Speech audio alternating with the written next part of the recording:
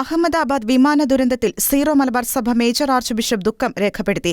2025 June 12 അഹമ്മദാബാദിൽ നിന്നും ലണ്ടനിലേക്ക് പുറപ്പെട്ട ബോയിംഗ് 787 വിമാനം തകർന്നു വീണ മരണമടഞ്ഞവർക്ക് മാർ റാഫേൽ തട്ടിൽ ആദരാഞ്ജലികൾ അർപ്പിക്കുകയും ചെയ്തു. അതേസമയം രക്ഷാപ്രവർത്തനങ്ങൾ കാര്യക്ഷമമായി നടക്കുന്നതിലും പരിക്കേറ്റവർക്ക് ലഭിച്ച പരിചരണം ഉറപ്പാക്കുന്നതിലും ഭരണ സംവിധാനങ്ങൾ കാര്യക്ഷമത പ്രകടിപ്പിക്കുമെന്നതിൽ മാർ റാഫേൽ തട്ടിൽ പിതാവ് പ്രതീക്ഷ രേഖപ്പെടുത്തി. ദുരന്തത്തിന്റെ ആഘാതത്തിൽ കഴിയുന്ന എല്ലാവരുടെയും ദുഃഖത്തിൽ പങ്കുചേരുന്നതായും അഭിമന്യ പിതാവ് അറിയിച്ചു.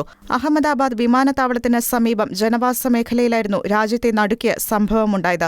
ലണ്ടനിലേക്കുള്ള എയർ ഇന്ത്യയുടെ വിമാനത്തിൽ 230 യാത്രക്കാരും 12 ജീവനക്കാരും ഉണ്ടായിരുന്നതായാണ് വിവരം.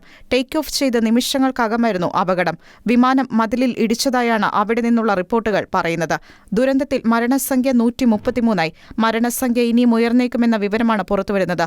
അപകടസ്ഥലത്ത് 3 ദേശീയ ദുരന്ത നിവാരണ സേനാ ടീമുകളുടെ നേതൃത്വത്തിൽ രക്ഷാപ്രവർത്തനം ഊർജിതമാണ്. ഷെക്കന ന്യൂസ്, കൊച്ചി.